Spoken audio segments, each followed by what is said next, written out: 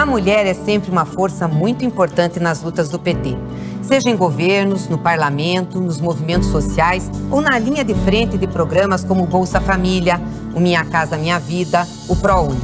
Precisamos que as mulheres participem ainda mais da política. É assim que faremos um Brasil mais justo e acolhedor. Vem com a gente, vamos juntas reconstruir o Brasil.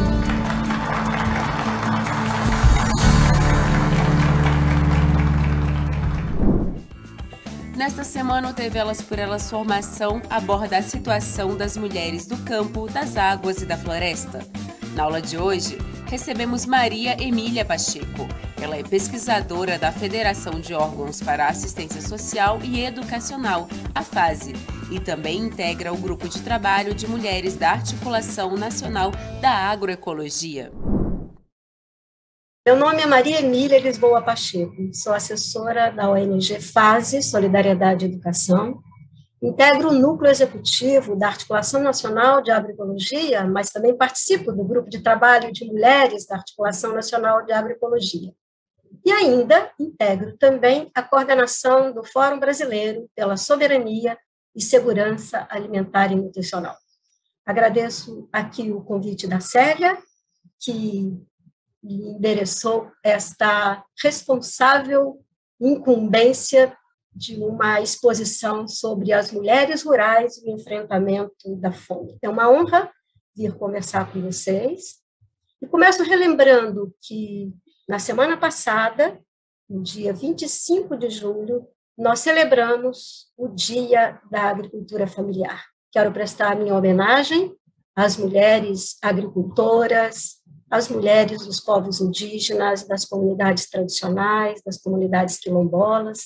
E também quero lembrar que o dia 25 de julho foi um dia dedicado à mulher negra, caribenha e latino-americana. E, no caso brasileiro, desde 2014, no governo da presidenta Dilma, esse dia também rememorou, prestou uma homenagem póstuma à nossa grande guerreira quilombola, Teresa de Benguela, que esteve à frente e liderou um quilombo no Vale do Guaporé, no Mato Grosso, no século XVIII. Pois bem, falar do enfrentamento à fome significa iniciar falando dos números atuais da fome no Brasil, que são uma indignidade, desse flagelo que se repete na nossa história. De acordo com o segundo inquérito nacional sobre insegurança alimentar, elaborado pela Rede Brasileira de Soberania, Segurança Alimentar e Nutricional, atualmente no Brasil são 33 milhões de pessoas passando fome. E também, mais da metade da população vive algum grau de insegurança alimentar, moderado, leve, enfim, é um quadro dramático, um quadro que nos traz a indignidade, que nos mostra uma desumanidade. E só 4 entre 10 famílias no Brasil conseguem hoje o acesso pleno à alimentação. E é importante dizer que suas causas não estão ligadas à pandemia. A pandemia acentuou, aguçou esse quadro, mas nós já vínhamos com o aumento da fome no Brasil, sobretudo depois de 2016, quando ocorreu um golpe. E é preciso considerar também que as desigualdades estruturais no país mostram que há uma predominância da fome quando os lares são chefiados por mulheres ou são chefiados por pessoas pretas. Para terem uma ideia, os domicílios com algum grau de insegurança alimentar, 6 em cada 10 são lideradas pelas mulheres. Por isso que a gente diz que a segurança alimentar nas casas que são os responsáveis, os homens, a segurança alimentar alcança 47%. Mas lá, onde são chefiados por mulheres, só 37% dos domicílios apresentam um grau, um indicador, né, da segurança alimentar. E se nós formos considerar a agricultura familiar, entre os domicílios rurais, é aí onde estão agricultores e agricultoras familiares que sofrem o impacto das várias crises que nós vivemos. E imaginem a prevalência da insegurança alimentar grave, ou seja, da fome, ela ocorreu entre 21,8% dos moradores e moradoras dos domicílios da agricultura familiar. E há também uma diferença por região no Brasil. Atualmente, os índices maiores estão na região norte e na região nordeste, sendo maiores na região norte, onde alcançam 26%, e no nordeste, 21%. A insegurança alimentar também nessa pesquisa feita pela rede, mostra que ela está associada à insegurança hídrica, porque aí onde há insegurança hídrica, também ela contribui para aumentar a desnutrição.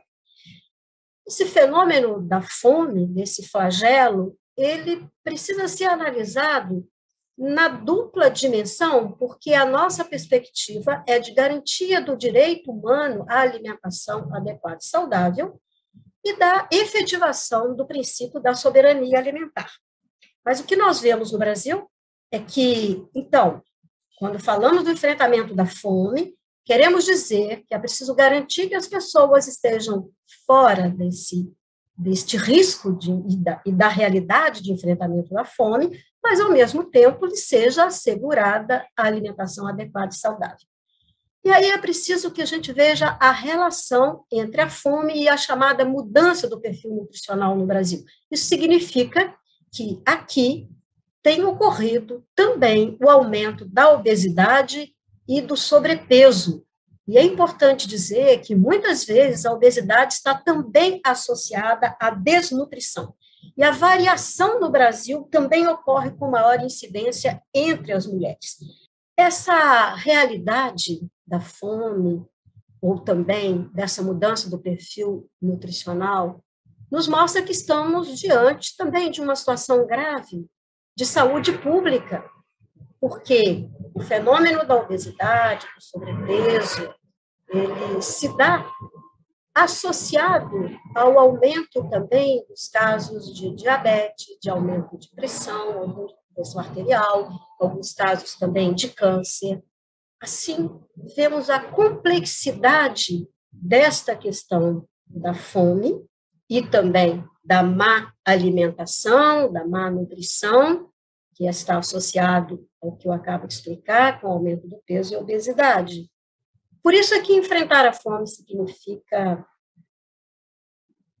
dizer com toda a veemência que nós estamos diante de uma questão que requer a obrigação do Estado e o cumprimento de um princípio constitucional, porque o direito à alimentação adequada e saudável está inscrito desde 2010 no capítulo 6º sobre direitos sociais de nossa Constituição. Mas o que vem ocorrendo no país para termos voltado à fome, de onde, alguns anos atrás, tínhamos saído? É verdade que, quando o Brasil saiu do mapa da fome, havia uma política de valorização do salário mínimo, havia uma política de emprego e um conjunto de políticas públicas, desde transferência de renda, com o programa Bolsa Família, mas também programas que vinham se aperfeiçoando, como, por exemplo, o Programa Nacional de Alimentação Escolar, que hoje tem tido um orçamento reduzido e apresenta alguns riscos, sobre os quais vou falar daqui a pouco. Mas, então, é um conjunto de políticas que nos levou a essa situação de retirada do país do mapa da fome, embora algumas políticas estruturantes, como o segmento da reforma agrária com assentamentos rurais, ou o aumento da demarcação de terras indígenas, foi deixando de ocorrer desde o governo também anterior.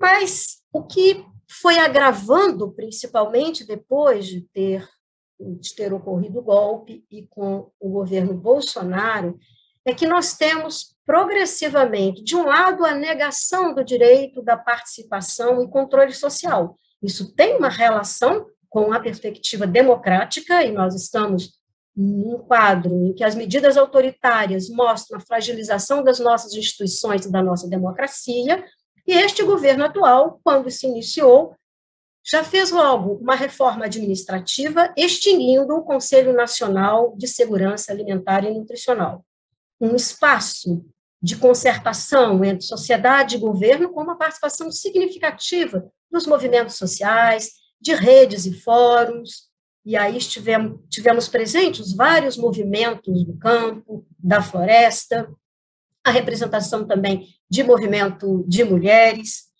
e não só este conselho foi extinto, como também com os decretos relativos à negação da participação social, a Comissão Nacional de Agroecologia também deixou de existir, e junto disso, as políticas que vínhamos construindo, tendo à frente a Política Nacional de Segurança Alimentar e Nutricional, já traduzida em 2 planos correspondentes à política, e também a política de agroecologia e produção orgânica, com o seu plano inicial, foram sendo desconstruídos. Nós temos, então, a interrupção de uma história com um significado bastante grande, porque representavam exatamente uma nova geração de políticas no Brasil, como mostra um estudo de uma socióloga chamada Kátia Grisa, porque se nas décadas passadas, nós tivemos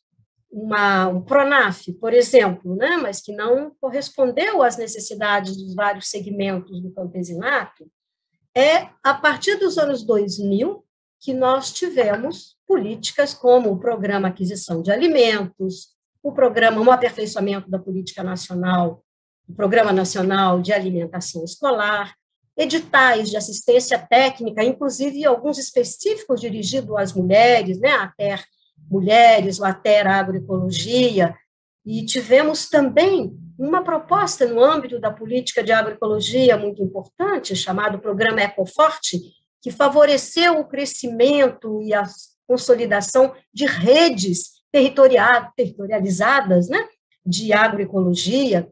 Enfim, nós estávamos numa construção desse caminho que relaciona segurança alimentar e nutricional, sob os auspícios do princípio da soberania alimentar, junto com a política de agroecologia.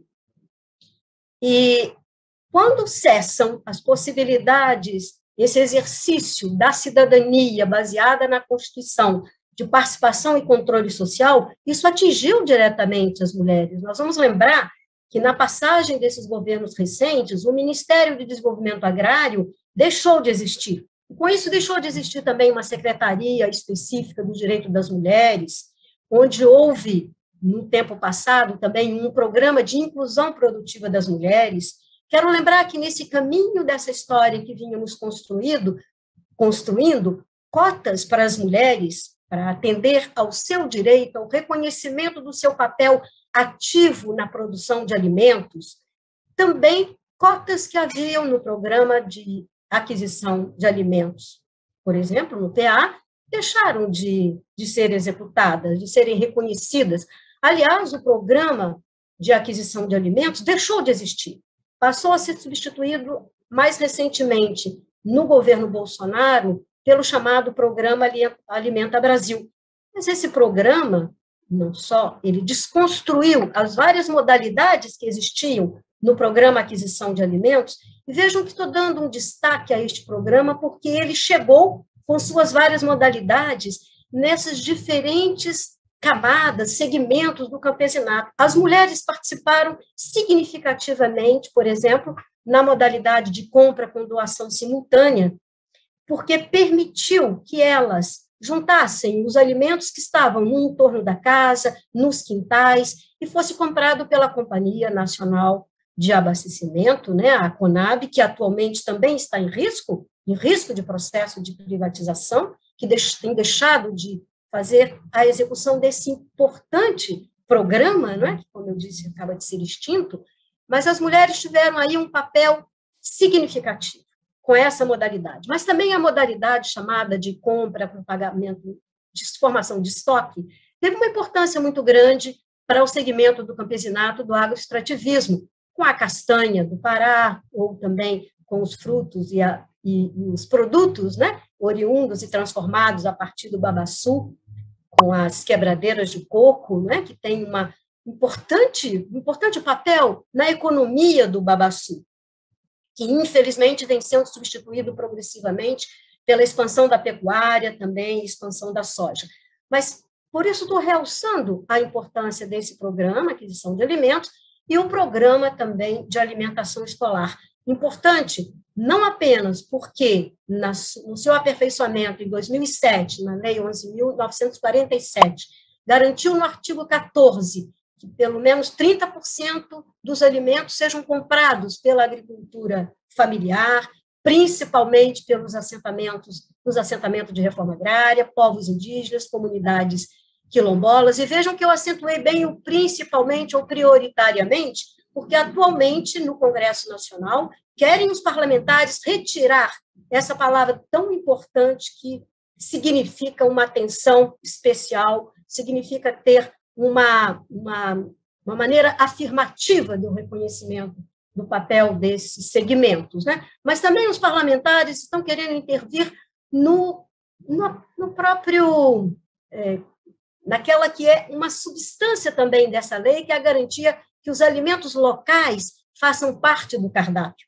Querem os parlamentares, em alguma medida, criar reserva de mercado para alguns produtos de laticínios, e isso significa afastar de um outro aspecto extremamente importante, que é esse do cardápio, que movimenta as economias locais e contribui para esfriar o planeta, porque quanto mais nós valorizarmos a produção da agricultura familiar e das mulheres, que tem um papel histórico extremamente importante, nós vamos desfavorecer essas economias locais e vamos continuar permitindo que alimentos circulem em grandes distâncias com o uso de combustível fóssil, né? Isso que é importante, todas as iniciativas que significam valorizar, assim como também no campo do consumo, valorizar os equipamentos de alimentação e da segurança alimentar, como as cozinhas comunitárias, como os restaurantes populares, mas que privilegiem a compra desta agricultura familiar e nas proximidades onde estão esses equipamentos. Então, essa mudança que houve na desestruturação, que aqui eu exemplifiquei com vários programas, sem contar que também houve uma substituição, na verdade, foi extinto também o Bolsa Família e substituído aí pelo Auxílio Brasil, que tem uma duração até, com uma medida também eleitoreira, tem uma duração até o final do ano. E não nos esqueçamos que várias políticas no campo que favoreciam a produção, comercialização da agricultura familiar, dos povos indígenas, comunidades tradicionais, os orçamentos também foram substancialmente reduzidos. Então, nós temos não só a extinção de alguns programas, como redução drástica de recursos, como, por exemplo, já existiam antes para os produtos da sociobiodiversidade, né? Chamada PGPM-Bio, também quero me referir à redução do recurso para alimentação escolar, e isso num país que tem legislado com orçamento secreto. Então, nós temos uma total inversão neste momento. E quero sublinhar que o aumento da produção das commodities para exportação, eles não atendem à necessidade do mercado interno.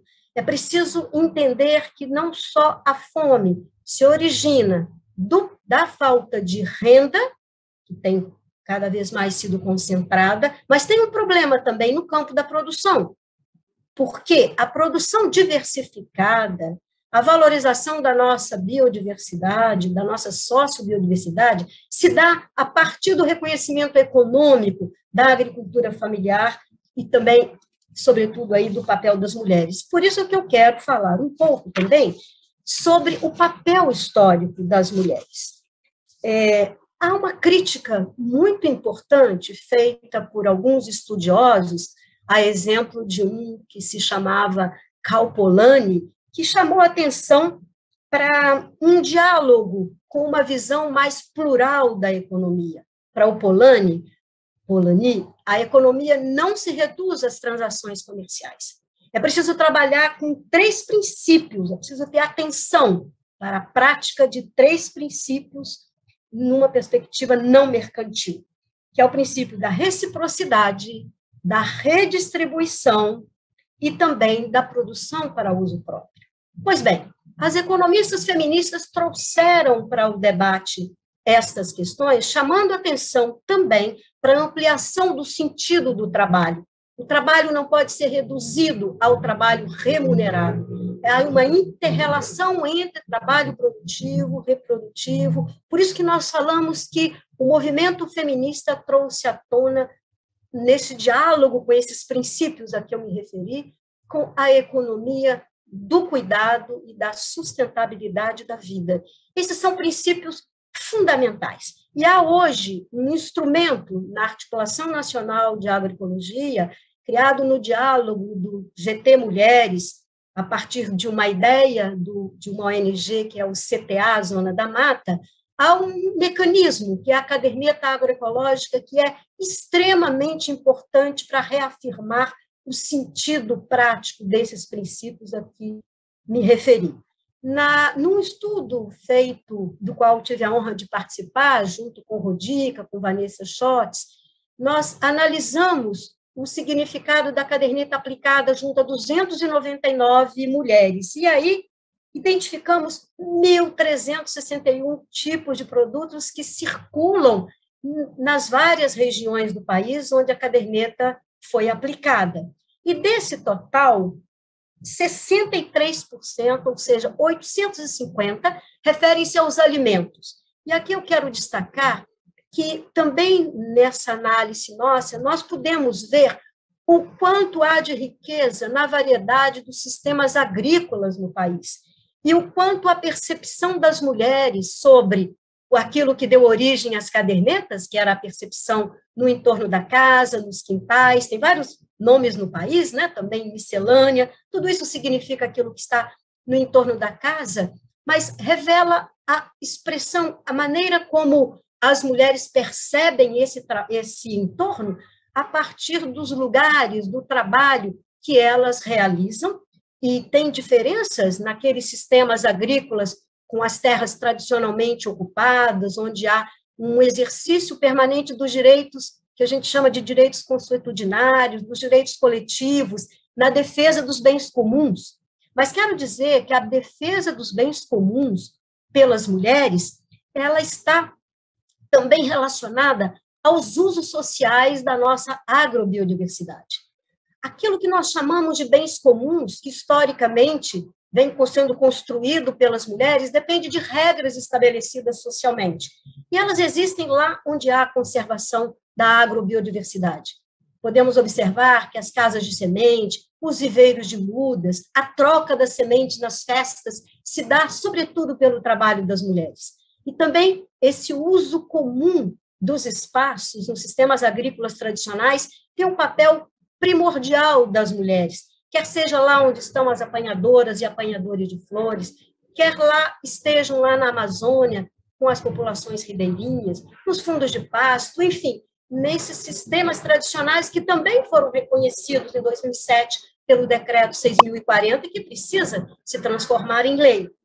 E vou já encerrando para realçar, então, que assegurar o direito das mulheres significa defender propostas agora nas eleições, pelo menos em relação a 3 eixos, vamos chamar assim, né? É preciso que haja um fortalecimento da capacidade produtiva na agricultura familiar, com cotas, com propostas afirmativas em relação ao papel das mulheres. É preciso que haja democratização do acesso à terra e a garantia de direitos territoriais, porque a questão agrária no Brasil, cada vez mais, precisa ser enfrentada nesse ponto de vista que articula a questão fundiária com a questão ambiental, com a conservação da biodiversidade. Por isso que, além de aperfeiçoar propostas que vinham sendo construídas no passado, é preciso dar um basta, é preciso revogar algumas medidas autoritárias que acabam estimulando a grilagem de terras, como há uma lei de 2017, a Lei 13.465, porque ela alterou os regimes jurídicos, né, relacionados à regularização fundiária, mas também rural, mas também urbana e reforçou uma lógica de concentração de terra e de privatização de terra. Por isso que a defesa da reforma agrária e dos direitos territoriais não é uma pauta de ontem, é uma pauta de hoje para o amanhã. E é preciso que aí estejam contemplados os direitos das mulheres.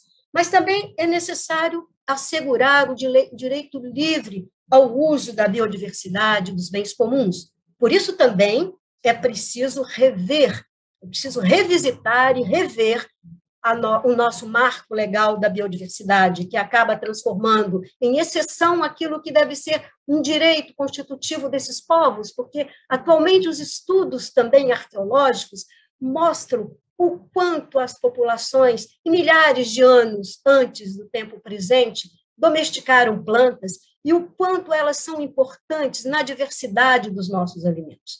Nós precisamos garantir que, no Brasil, o cultivo do arroz, do feijão, que são alimentos básicos, sejam protegidos e que haja um apoio de fomento para a agricultura familiar.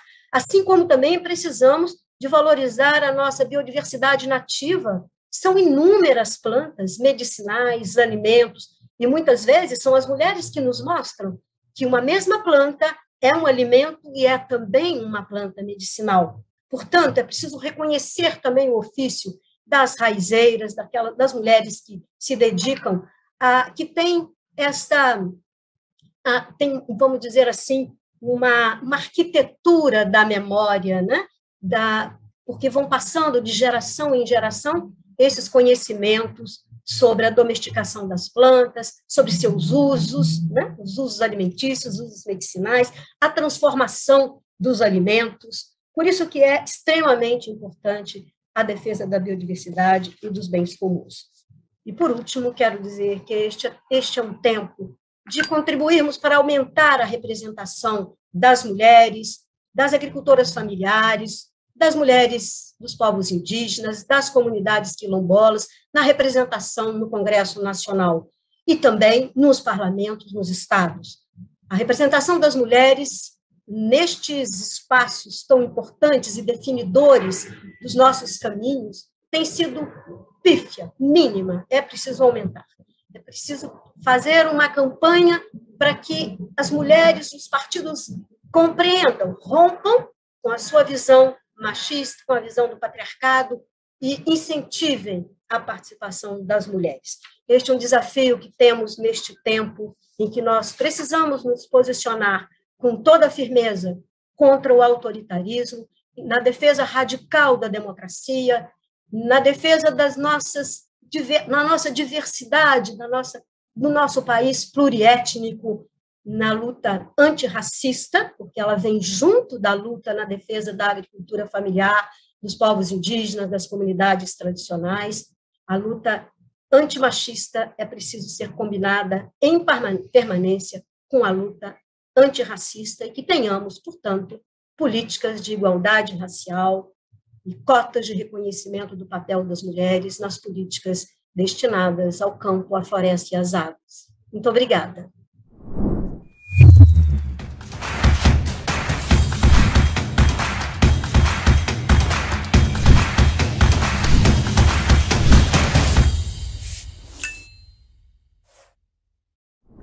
Maria Fernanda Coelho, subsecretária de Programa do Consórcio Nordeste. Nós temos, no âmbito do consórcio, as câmaras temáticas, que são espaços de articulação dos gestores estaduais para compartilhamento de boas práticas, trabalhar o processo da inovação e, especialmente, pensar políticas públicas regionais. O Consórcio Nordeste, ele tem se caracterizado exatamente por esse amplo espaço de articulação dos gestores, pensando políticas públicas.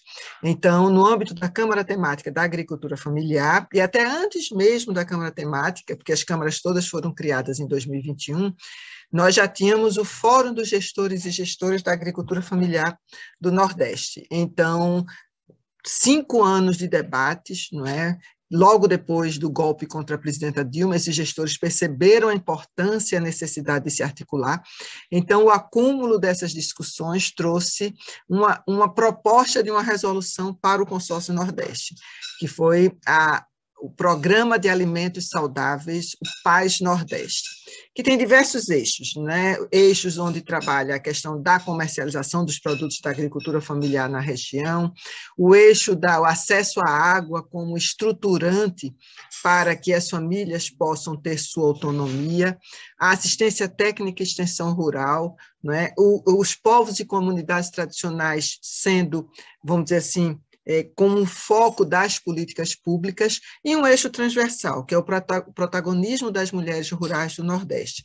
Então, com base nesse eixo, nós tivemos recentemente, inclusive, a primeira Feira Nordestina da Agricultura Familiar e Economia Solidária, e lá fizemos um grande debate sobre o protagonismo das mulheres rurais. E, nesse sentido, alguns apontamentos são muito importantes para a nossa região. O primeiro, que nós temos uma ampla gama de agricultura familiar, né, dos estabelecimentos comerciais, estabelecimentos da agricultura familiar, 47% deles estão na região Nordeste. E acho que tem também um tema muito importante nesse momento, onde a gente tem esse debate sobre a questão da fome, né? Nós temos 33 milhões de pessoas que passam fome diariamente e 33 milhões de pessoas que não sabem o que vão comer, não é, durante o dia. Então, para nós, o tema da produção de alimentos saudáveis, não é, dessa produção na região, ele traz uma resposta objetiva caso tenhamos políticas públicas adequadas. Então, o que nós buscamos nesse momento foi exatamente, não é, e é o que tem trabalhado o Consórcio Nordeste por meio desse eixo do protagonismo, é buscar pensar as políticas públicas regionais, né, que possam empoderar e possam trazer elementos que tragam essa autonomia às mulheres rurais. Então, por exemplo, o tema do acesso a crédito, né, o crédito às cooperativas. Então, nossa expectativa é que para todas as cooperativas que venham acessar crédito, nós tenhamos um percentual mínimo de mulheres e jovens também, né, que possam acessar esse crédito. Outro tema também muito importante é, nós já temos inúmeras experiências exitosas na região, e isso para nós é muito importante. Porque, vejam, os governos do PT, não é, principalmente os governos, especialmente, né, a criação do Programa de Alimentos, do PENAI, do Programa de Aquisição de Alimentos, você ter a CONAB como sendo um espaço onde você tinha a regulação ali do preço de alimentos, a gente está vendo agora a inflação de alimentos terrível, o quê? Tem tudo a ver com o desmantelamento da CONAB, não é? E essas políticas nossas, elas trouxeram uma outra perspectiva para as mulheres rurais, que é a perspectiva da sua autonomia, da sua inserção no mercado, né, da possibilidade de participação. E foi isso que a gente viu na FENAFES. A FENAFES trouxe mais de 270 organizações, sejam cooperativas ou associações de mulheres e de homens produtores, agricultoras e agricultores familiares ali da região. Né? Nós tivemos o artesanato, né? Toda a nossa biodiversidade, tudo estava ali contemplado naquela feira. Então, eu diria que a gente vive hoje um momento assim, muito importante. Né? A produção de alimentos saudáveis, ela dialoga com o século XXI, ela dialoga com essa necessidade que a gente tem da preservação dos nossos mananciais, da preservação do meio ambiente, da produção de um alimento com base agroecológica, um alimento saudável. Então, e tudo isso dialoga com esse momento que é o momento eleitoral, né? O momento onde nós tivemos inúmeras mulheres candidatas, né, pelo PT, pelas coligações que nós estamos apoiando, e a gente entende que essa é uma temática, que ela é uma temática estruturante para nosso país. Né? O tema da fome, o tema do impulsionamento a essa produção de alimentos, e principalmente ao empoderamento feminino, né, das mulheres rurais, né, a sua presença, a sua participação, né, nos diversos espaços de poder é fundamental. Tem até um dado que eu gostaria de finalizar trazendo ele, que eu acho que é muito importante, que pese o Brasil ter safras recordes, não é, de commodities, não é, da soja, do milho, a gente teve 30% do aumento da área agrícola, né, e 70% do uso de aumento no uso de agrotóxicos, a fome aumentou. Então, veja, não é a soja ou milho ou essa área agrícola, né, do agronegócio que vai responder o tema da fome, é exatamente a produção de alimentos saudáveis, a gente trabalhar com as agricultoras e os agricultores familiares, reconhecendo a região do semiárido como uma região de potência e que pode, sem dúvida, contribuir para essa reconstrução do Brasil que a gente espera. Obrigada. Nesta semana, o TV Elas por Elas Formação está falando sobre as mulheres do campo, das águas e da floresta. Não perca amanhã uma conversa com Isabel Cristina Lourenço, da Rede Ecovida. O tema é Mulheres Rurais e a Transição Agroecológica.